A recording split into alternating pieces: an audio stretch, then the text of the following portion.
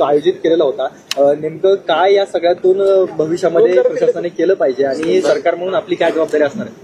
पुणे महानगरपालिकेला 75 वर्ष पूर्ण झाली आणि पुणे महानगरपालिकेचे जे पहिले प्रशासक आहेत सगो बर्वेजी यांच्या 111व्या जयंतीचं औचित्य साधून पुणे अर्बन डायलॉग हा एक अतिशय चांगला मंच या ठिकाणी तयार झालेला आहे, ज्याच्यामध्ये दिवसभर सगळे जे एक्सपर्ट्स आहेत ते 4 वेगवेगळ्या विषयांवर या ठिकाणी डेलिब्रेट करणार आहेत, बोलणार आहेत.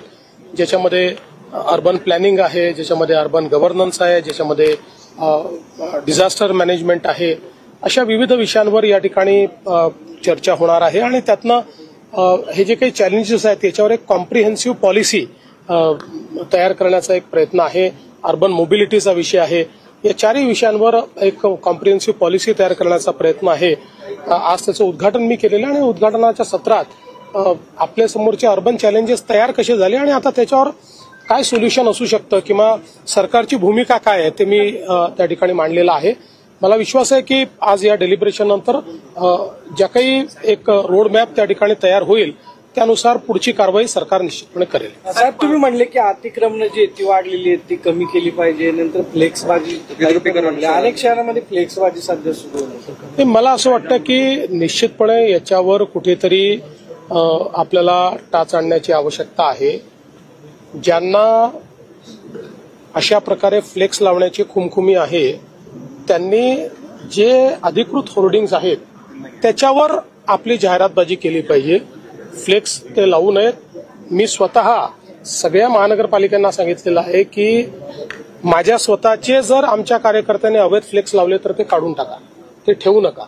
आपल्याला कुठेतरी हे कडक करावं लागेल कारण आपली शहरं याच्यामुळे विद्रूप होत आहेत. सर, वेळेत झालं पाहिजे, पण आपल्याच मागच्या 2.5 वर्षाच्या काळात डीपीची जी मुदत होती 2-3 वर्षात करायची तर ती काढून टाकली. याचं कारण त्याला वेळ लागतो. याचं कारण असं होतं ती मुदत परमनंट काढलेली नाही.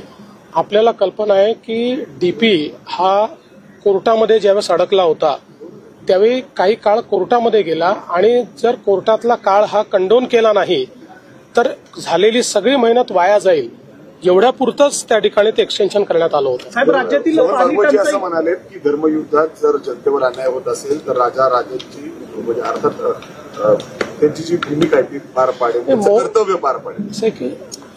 मला असं वाटतं की मी ऍक्च्युली मोहनजी काय बोलले हे ऐकलेलं नाही, त्यामुळे तुम्ही कोणत्या कॉन्टेक्स्टमध्ये विचारता आहात हे मला कल्पना नाही. 38% पाणी साठा राहिले राज्यामध्ये आणि त्यात पुणे विभागामध्ये जास्त आहे की एप्रिल-मे महिन्यामध्ये पाणी साठा हा कमीच असतो. तो मागील वर्षीपेक्षा यावेळेस जास्त आहे. मागील वर्षी या दिवसांमध्ये 32% पाणी साठा होता, तो आता 38% आहे. आपल्याला कल्पना आहे की राज्यातली जी मोठी धरणं आहेत त्याच्यामध्ये आता पाणीसाठा अजूनही बऱ्यापैकी आहे, पण लहान धरणांमध्ये आणि छोट्या तलावांमध्ये पाणीसाठा कुठेतरी कमी झालेला आहे. पण हे काही पहिल्यांदा होतं असं नाहीये. दरवर्षी एप्रिल आणि मे या महिन्यांमध्ये हीच अवस्था असते.